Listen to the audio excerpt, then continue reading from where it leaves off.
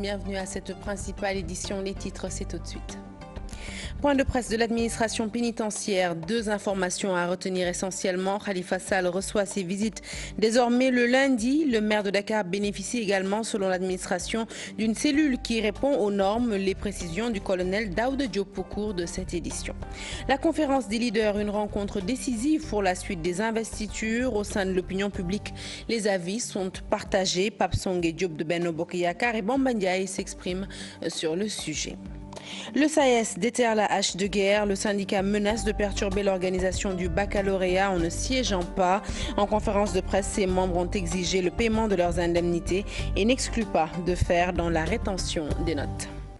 Kolda, la région la plus pauvre du Sénégal, selon une étude menée dans les localités les plus éloignées du pays, une initiative de l'Agence nationale de la statistique et de la démographie qui a établi une cartographie des régions les plus pauvres du Sénégal. L'invité du 20h, un confrère, il s'agit de Dame Babou, journaliste, candidat pour la diaspora aux prochaines élections législatives. Une interview à suivre comme d'habitude juste après cette édition. Voilà pour les titres, le développement à présent.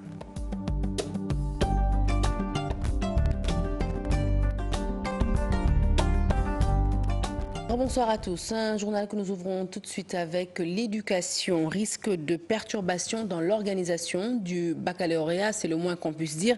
Après une réunion avortée, le SAES déterre la hache de guerre et menace de ne pas siéger. Ces enseignants exigent le paiement de leurs indemnités. Ils n'excluent pas également de faire dans la rétention des notes de la FASTEF. Le SAES était en conférence de presse. Les détails avec Khadi Atala. À quelques mois du baccalauréat, rien n'est encore sûr pour son organisation. Du moins, des professeurs affiliés au SAES ont décidé de ne pas siéger à l'examen. Une décision prise à la suite d'une rencontre qui n'a rien donné de positif selon le SAES. Les choses se sont empirées parce que nous pensions qu'il fallait un décret pour que la prime de responsabilité du baccalauréat 2016 soit payée. Maintenant, on nous dit qu'il faut 2 décrets pour que cette prime soit payée. Et pour ce qui est de l'augmentation, parce que cette prime était transitoire, c'était seulement pour 2016. Pour 2017, on devait redéfinir une prime. Mais pour 2017, on nous dit qu'il ne faut même pas y penser. Maintenant, s'il faut y aller et prendre son argent pour mettre dans le bac, c'est trop demander aux gens. Selon le secrétaire général Ibrahima Dali Diouf, l'État ne fait aucun effort pour le paiement de leurs émoluments, en plus de faire du dilatoire. Le blocage, on ne peut pas dire que c'est nous, parce que simplement, c'est un contrat qui est signé, qui est très clair, qui stipule que quand on termine le travail, on doit payer. Maintenant, depuis 2013, on n'a pas eu intégralement les sommes dues. Et chaque année, c'était au mois de janvier qu'on s'acquittait d'une avance. Mais cette année, jusqu'à maintenant, on n'a absolument rien vu. Ce qui fait que la FASTEF a décidé de ne pas sortir les résultats. À l'approche de la fin d'année académique, au moment où certains se félicitent de l'apaisement du climat social dans l'espace universitaire, d'autres déterrent la hache de guerre au détriment de la stabilité, une situation qui interpelle tous les acteurs. Parlons politique à présent. Investiture sur fond de tendance dans le département de Kaolack. La majorité du Benno départemental dit tout, sauf Abdou Latif Coulibaly comme tête de liste et à leur chef de parti Macky Sall. Ils disent pas de forcing ni de liste imposée. L'affection du Benno de Foundiougne, qui se considère comme Benno authentique, a porté son choix sur 4 candidats avec à leur tête le maire de Toubacouta. Les détails, c'est avec Ibrahima Diamé et Pape Laïdien. C'est dès les premières minutes de la rencontre que le maire de Toubacouta a été plébiscité par l'assistance à travers des acclamations. Visiblement très confiant, Pape Seydou Dianko se distingue en signe de victoire. Toutefois, il a fallu plusieurs heures de débat et de discussion avant de s'accorder sur un groupe de candidats à la tête duquel celui qui est considéré comme le lion de Toubacouta. Nous, dans notre entendement, c'est que nous voulons offrir au président une majorité aux législatives. Et qu'à cela ne tienne, il faudrait bien que ce soit véritablement la personne qui pourrait engranger le maximum donc de voix. Et là-dessus, nous savons que dans le casting qui a été opéré et les forces qui se sont présentées, le profil de Pape Seydou est le meilleur des profils. C'est une proposition, disent-ils, mais s'oppose à une quelconque négociation du mandat. Nous avons retenu 3 résolutions fortes. La première résolution, c'est qu'on ne va pas négocier le mandat. Le mandat nous revient de droit. Parce que jusqu'ici, au local, on avait remis le mandat à Latif Coulibaly. Latif a perdu à Sokone. Il faut le reconnaître. Nous, à qui on avait retiré les mandats, nous avons gagné. Lors du référendum, on a encore remis le mandat à Latif. Il en a fait ce qu'il voulait. Mais nous savions que c'est le président qui voulait véritablement une victoire et qu'on voulait l'accompagner. On l'a fait. Il s'est targué de dire que c'est lui qui a gagné la présidence du conseil départemental et que c'est lui également qui a gagné le référendum, ce qui est tout à fait faux. Tout sauf Abdou Latif Coulibaly comme tête de liste départementale, c'est ce qu'a clamé cette partie de Benno de Foundiougne regroupant les 14 maires du département qui se considèrent d'ailleurs comme Benno authentique. Les jeunes également de la coalition dirigée par Mambousso Diallo adoptent la même position et embauchent la même trompette.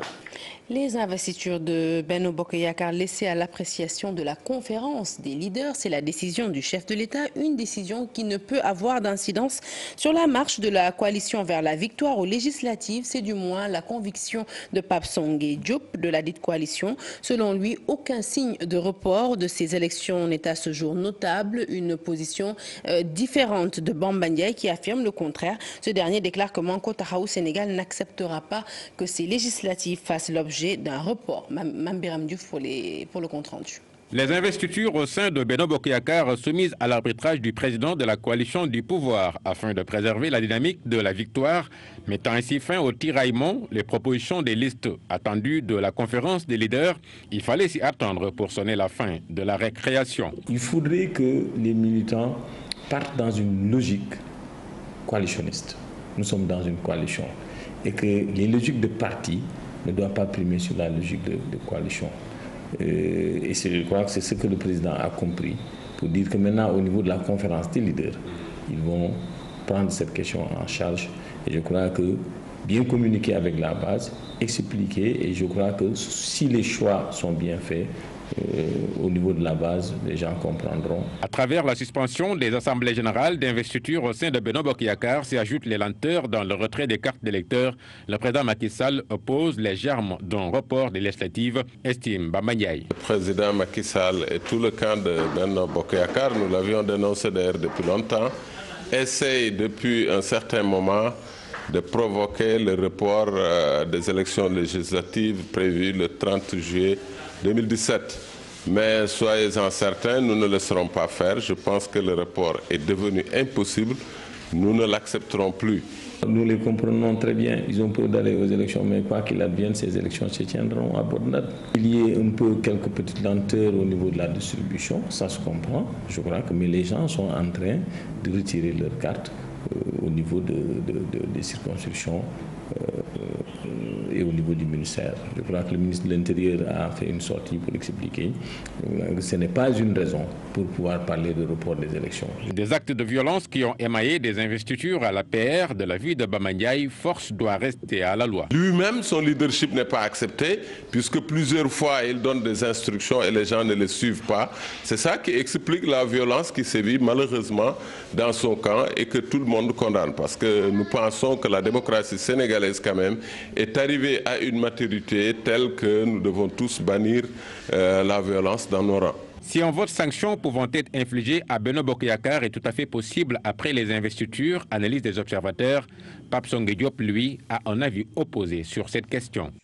Et puis l'organisation de primaires exclusivement réservée aux législatives pour taire les querelles de positionnement, c'est ce que propose l'analyste politique Mamadou Thior. Selon lui, il faut mettre un terme au cumul des fonctions. Nous l'écoutons toujours au micro de Mame Birame Diouf.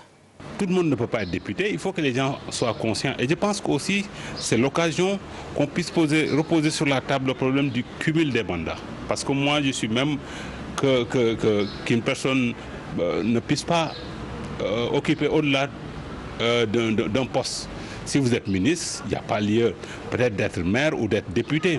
Parce que ça aussi, ça donne peut-être au plus grand nombre, parce que c'est la conception, la politique en Afrique, ça donne peut-être au plus grand nombre de pouvoir occuper des postes. Et comme ça, là, il y aura moins de problèmes. Mais quand on se voit comment les gens s'entre-déchirent, c'est comme si c'est la fin du monde. Si on n'est pas investi sur les listes pour devenir député, c'est comme si c'est la fin de sa carrière politique. Et là, l'autre revers de la médaille, quand on saura qui a été investi, c'est un peu ce qu'on appelle les votes sanctions. Parce que ceux qui ont été recalés ne vont pas se laisser faire. Il y en aura, forcément. Et c'est là où d'ailleurs les choses sérieuses vont commencer. Parce que jusqu'à présent, on se ménage, parce qu'on ne sait pas qui le grand patron va mettre. Et je pense que aussi on gagnerait à copier ce qui se fait dans les vraies démocraties. Que les gens organisent des primaires. Parce que quand on organise des primaires, on laisse les membres du parti décider, on saura qui est qui. Donc le jeu est clair. Le mouvement Fekke Machibole, avec à sa tête la coordinatrice Adiassi, réitère son soutien au chef de l'État Macky Sall. Elle vient de lancer un slogan « Convergence » autour du président Macky Sall. À ce titre, jeunes et femmes de la banlieue sont venus prêter main forte à la coordinatrice du mouvement. C'était à la place du souvenir, occasion pour Adiassi de s'engager un peu plus en soulignant sa volonté de siéger à l'Assemblée nationale. Aïssatou Paye. Convergence autour du président Macky Sall. Engagement du mouvement Fekke Machibole, la coordinatrice remobilise les troupes. L'heure est à la remobilisation, l'heure est à la rappel des troupes. C'était vraiment une mobilisation des femmes et des jeunes. Et je me suis beaucoup appuyée sur les femmes parce que, comme on le sait, je suis la présidente des femmes du mouvement Fekke Machibole. Et que l'électorat sénégalais, c'est les femmes. C'est elles qui votent et c'est elles qui font voter. C'est la masse silencieuse que j'ai voulu réunir aujourd'hui ici pour qu'elle s'exprime, pour en tout cas réaffirmer notre ancrage dans Benno Bokk Yakaar et réaffirmer notre soutien au président Macky Sall et lancer un concept appelé Toukam, convergence autour du président Macky Sall pour un second mandat et une seconde législature. L'objectif de Adiassi, obtenir des sièges à l'Assemblée nationale. Absolument, nous sommes de la mouvance présidentielle et comme je le dis aux femmes, l'heure n'est plus au rassemblement folklorique. Je crois que les femmes aujourd'hui doivent être dans les instances de décision. Parce que c'est elles qui tiennent cette société-là. C'est elles qui détiennent les valeurs. C'est elles qui transmettent nos valeurs. C'est elles qui se réveillent le matin. C'est les premières à se réveiller et c'est les dernières à se coucher. Donc elles doivent être dans les instances de décision. C'est un droit. Et ce droit-là, nous n'attendrons pas qu'on nous le donne. On ira le chercher. Jeunes et femmes de la banlieue ont apporté leur soutien en réitérant un engagement ferme à réélire le président Macky Sall. Je vous l'annonçais à l'entame de ce journal, la conférence de l'administration pénitentiaire à propos de l'incarcération de Khalifa Sall. Eh bien, sachez que désormais, le maire de Dakar reçoit ses visites le lundi. Déclaration du colonel Daouda Diop qui ajoute que Khalifa Sall est dans une cellule individuelle qui répond aux normes standards. Autre précision du directeur de l'administration pénitentiaire, eh bien, si Khalifa Sall n'est pas autorisé à se rendre à la mosquée de la maison d'arrêt, c'est juste pour les besoins de sa propre sécurité. Les détails de sa conférence de presse avec Fatima Taba. Un point de presse consacré essentiellement au détenu Khalifa Sall. L'administration pénitentiaire veut lever toute équivoque par rapport à ses conditions de détention, mais tout d'abord une précision sur le permis de visite. Le permis de communiquer ne concerne que les proches parents.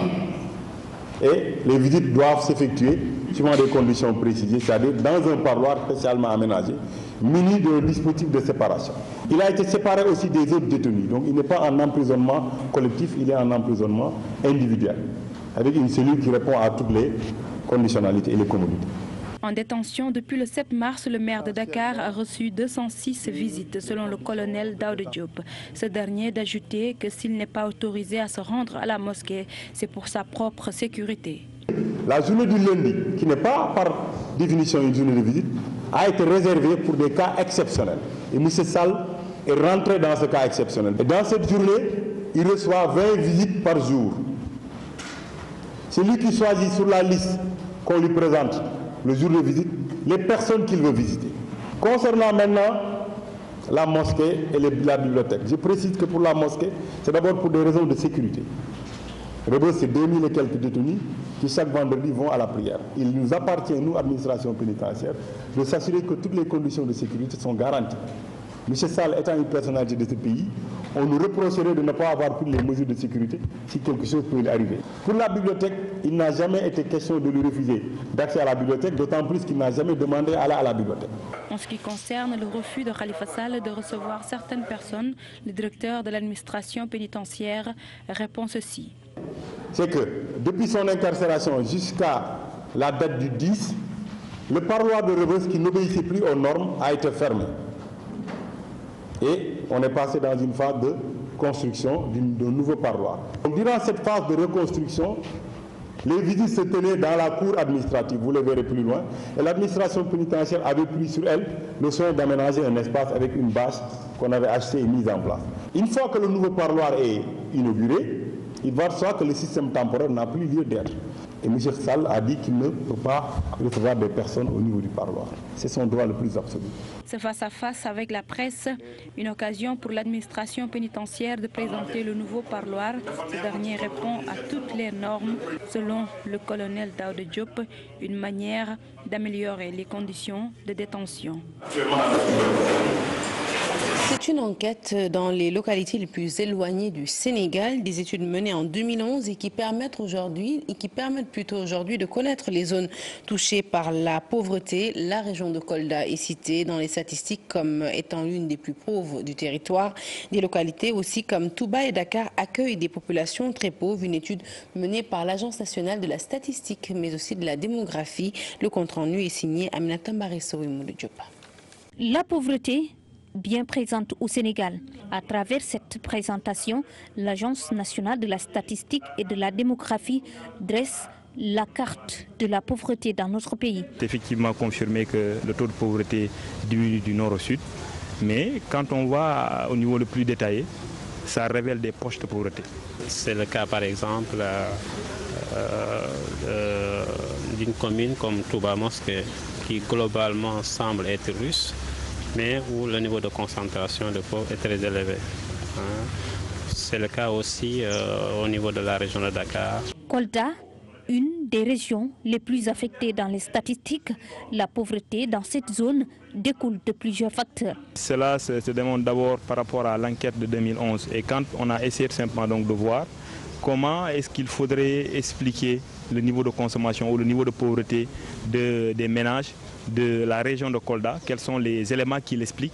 C'est en ce moment peut-être qu'on se rend compte effectivement que Kolda est dans une situation qui est un peu difficile, mais liée un peu à l'immigration. Parce que vous savez, Kolda est entre deux régions, c'est les deux Guinées et en même temps aussi la Gambie. Et du fait de l'immigration qu'il y a entre, disons, ces régions, et entre ces pays et Kolda, et les gens qui viennent d'habitude, c'est les gens qui sont démunis. À travers ces résultats, le gouvernement du Sénégal devrait réorienter sa politique, mettre davantage l'accent dans les zones les plus touchées. Quand par exemple il y a des programmes à mettre, comme les bourses de sécurité familiale, il y a par exemple d'autres programmes et d'autres projets qui veulent s'implanter quelque part. S'il faut implanter des infrastructures d'accès aux services sociaux, où est-ce qu'il faut l'implanter en priorité selon le taux de pauvreté? Parce que l'objectif c'est de lutter contre l'extrême pauvreté d'ici 2030.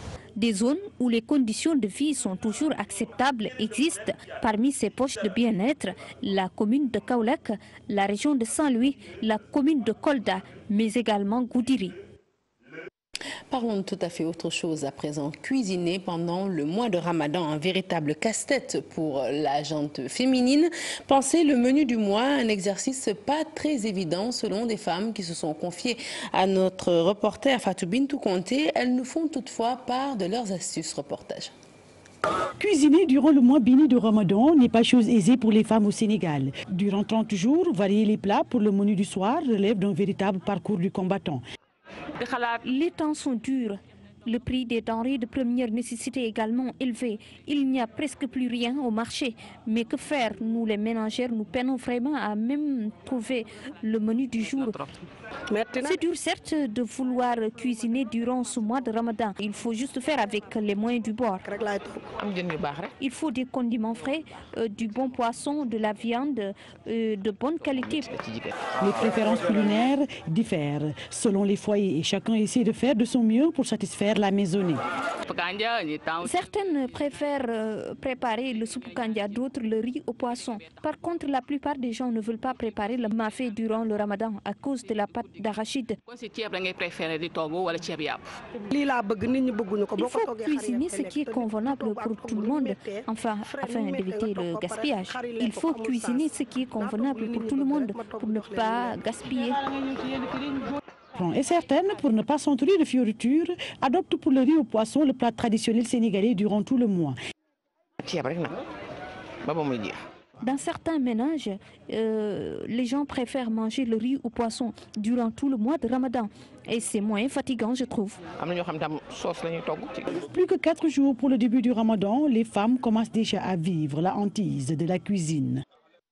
Formation des acteurs de la pêche à Rufisque. Le ministre de la Pêche insiste sur l'application des décisions du nouveau code et sur les mesures prises pour le port obligatoire du gilet de pêche. Ousseynou Thiam et Biradiagne nous font le compte rendu de son point de presse. Donc c'est dans 5 mois que Mme Koumbalamb pourra faire le trajet Dakar-Rufisque. Donc en attendant, puisqu'il est disponible, j'ai instruit le directeur général du port et l'allié.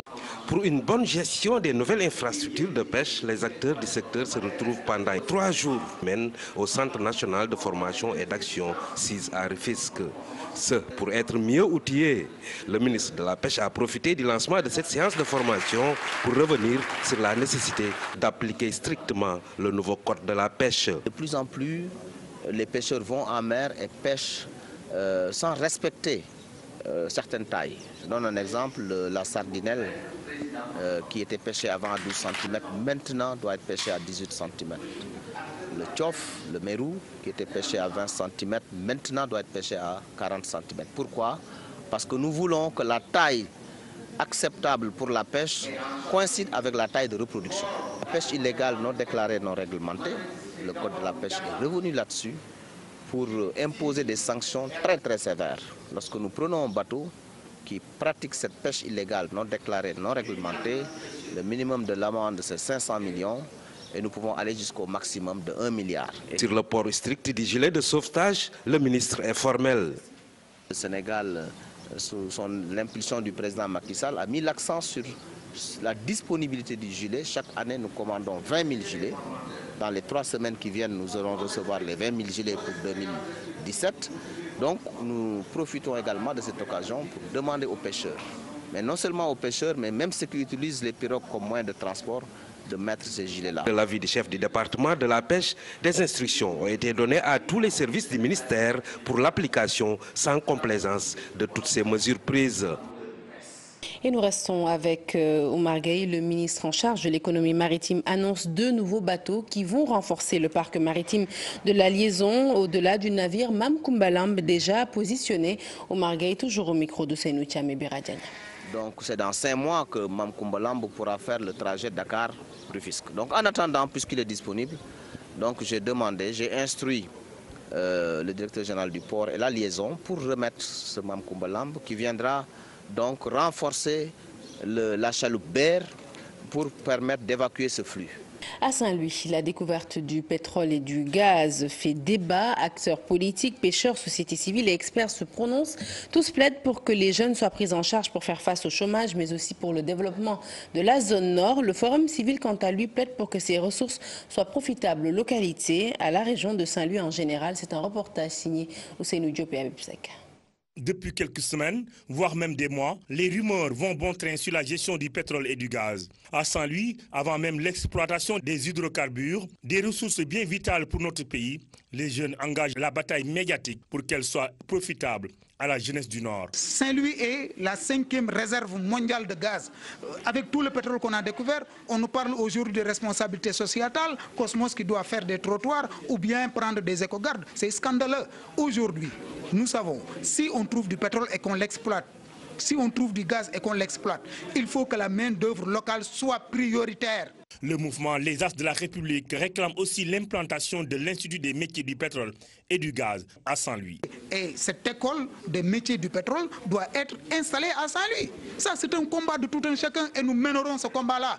Le Forum civil local s'engage à veiller sur les ressources sénégalaises pour qu'elles reviennent aux citoyens. Il faut que les citoyens soient impliqués dans cette gestion par ce qu'on appelle le droit de regard et l'obligation de reddition qu'a l'État du Sénégal vis-à-vis des populations. Pour que ce qui se passe ailleurs, regardez le Nigeria, qui a beaucoup de pétrole, mais le Nigeria est dans des situations difficiles.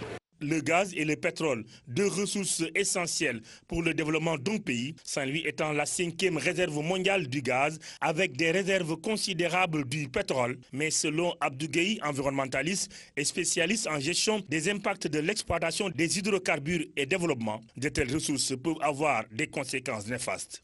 Sur ce fonds marin, les Sénégalais n'ont pas eu les moyens d'y accéder parce que nous avons des ressources avec des profondeurs oscillant de 1000 à 2000 et quelques mètres de profondeur. Donc on pourrait peut-être avoir une ressource biologique en fond marin.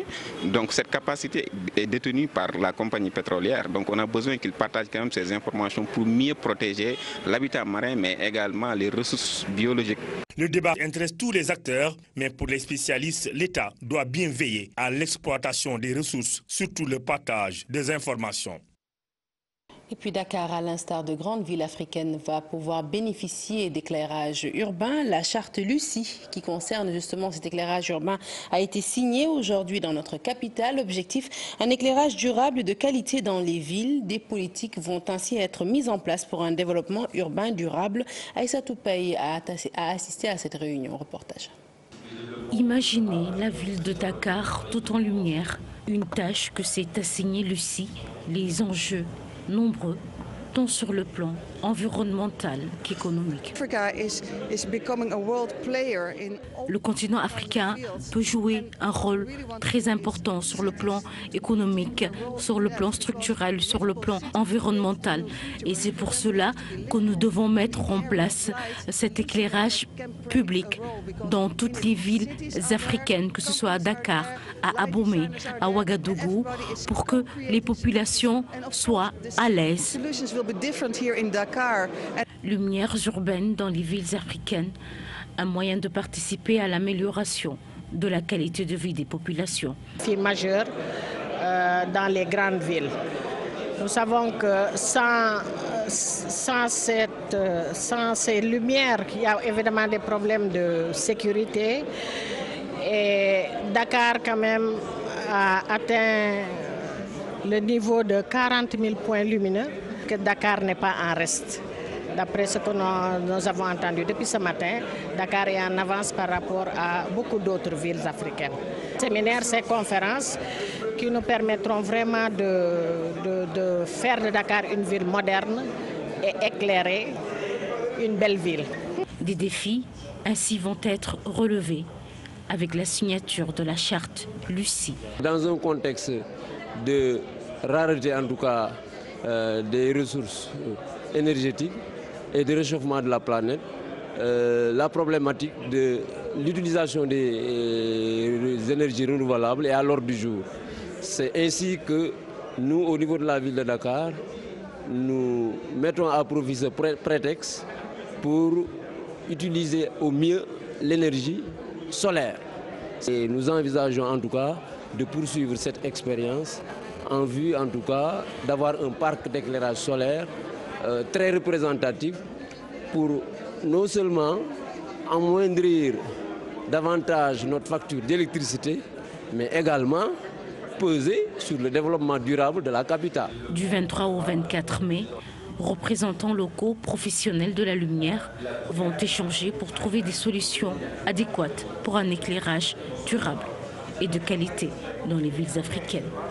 En santé à présent, à Louga, un constat, beaucoup de femmes n'ont pas accès au dépistage des cancers génitaux et pour cause la cherté de l'examen de la colposcopie et du frottis vaginal, deux examens qui permettent aujourd'hui de diagnostiquer la maladie. Alors pour aider ces femmes à se prémunir du cancer qui constitue l'une des causes de mortalité les plus importantes, les sages-femmes de la région de Louga se sont organisées. Elles ont donc initié une journée de dépistage gratuit du cancer du sein et du cancer du col de l'utérus. C'était en présence de notre correspondant dans la région, Thierno Fall. À Louga, les cancers génitaux constituent l'une des causes de mortalité et de morbidité maternelle. Ici, beaucoup de femmes cancéreuses découvrent leur maladie tardivement parce qu'elles n'ont pas accès au dépistage qui coûte cher. C'est une maladie qui se traite qu'on arrive vraiment à prendre en charge. Mais quand c'est décelé, précocement. Mais à un certain stade, quand c'est décelé vraiment, on ne fait que suivre la femme pour l'accompagner, je dirais, vers la tombe. C'est pourquoi le dépistage est un peu cher pour les populations qui sont démunies. C'est pourquoi depuis 5 ans, les sages-femmes de la région organisent chaque année une journée de dépistage gratuit du cancer pour permettre aux femmes de Louga de se prévenir contre cette maladie mortelle. Depuis presque 5 ans, chaque année, on fait une consultation gratuite, on sensibilise, on leur apprend même la palpation pour que cette maladie soit décelée à temps et puisse être prise en charge à temps. Cette journée de consultation a été également une occasion pour les sages-femmes de Louga de soulever des doléances liées à leur travail. Difficulté de prise en charge, les femmes qui viennent tardivement, le manque de moyens, la cherté des produits, l'inaccessibilité à certains services. Par ailleurs, à Louga, beaucoup de sages-femmes qui sont dans les structures de santé ne sont pas recrutées par l'État. On a recensé toutes les sages-femmes de la région de Louga. Les 3/4 ne sont pas recrutées par l'État. On aimerait que les sages-femmes soient recrutées par l'État et mis au niveau des structures sanitaires. Dans le cadre des activités décentralisées du mois de mai dédiées à la sage-femme, l'Association des sages-femmes de la région de Louga, en dehors de cette journée de dépistage du cancer, ont aussi organisé une conférence pour échanger sur leurs conditions de travail.